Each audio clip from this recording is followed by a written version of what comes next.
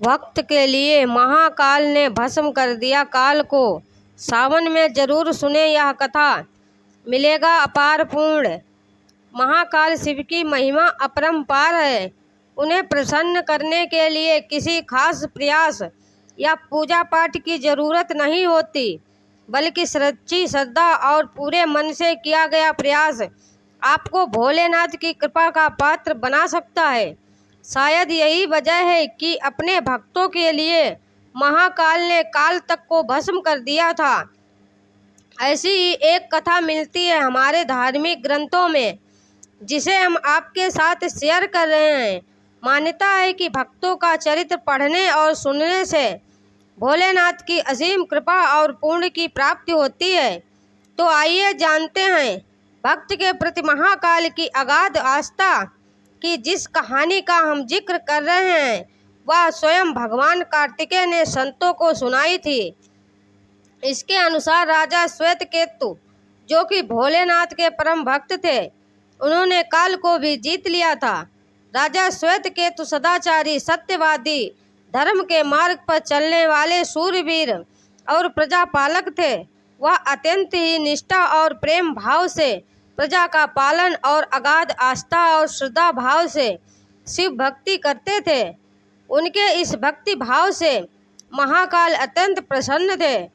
उनकी कृपा से श्वेतकेतु के राज्य के लोग दुख, दरिद्रता, अकाल मृत्यु और महामारी से अछूते थे। एक दिन जब राजा श्वेतकेतु का जीवन काल समाप्त होने को था और वह भोलेनाथ की आराधना में लीन थे, तब चित्रगुप्त ने यमराज से कहा कि राजा श्वेतकेतु की आयु अब पूरी हो चुकी है, अब उनके प्राण हरने का समय है। तब यमराज ने अपने दूतों को आज्ञा दी कि वे जाएं और श्वेतकेतु के प्राण हर लाएं।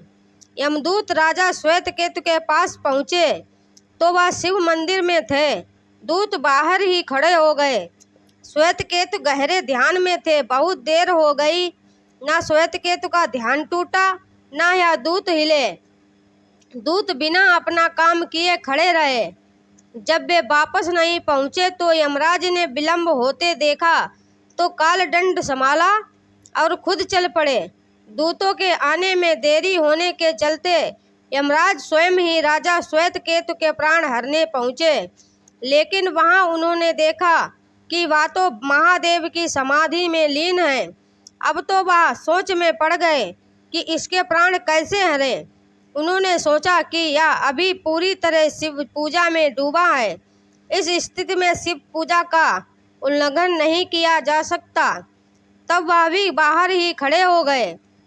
उधर जैसे ही काल को इसकी सूचना मिली तो उन्होंने तलवार निकाली और शिव मंदिर में जा घुसे। काल ने देखा कि राजा श्वेतकेतु अभी भी भगवान शिव के लिंग स्वरूप के सामने बैठे ध्यान में मग्न है। वह झटपट आगे बढ़ा और जैसे ही उसने राजा श्वेतकेतु का सिर काटने के लिए तलवार उठाई, शिव ने अपना तीसरा नेत्र खोलकर काल की ओर देखा।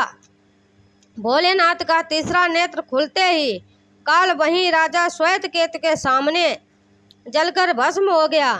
थोड़ी देर बाद जब राजा श्वेतकेतु का ध्यान टूटा, उन्होंने अपनी आंखें खोली तो राख में बदल चुके काल को देखा। उन्हें चिंता हुई कि यह कौन है और क्या है। श्वेतकेतु ने भगवान शिव से पूछा, हे भोलेनाथ, ये किसकी राख है? इसे किसने और क्यों जलाया? तब भोलेनाथ ने बताया कि यह काल था जो कि तुम्हारे प्राण हरने आया था।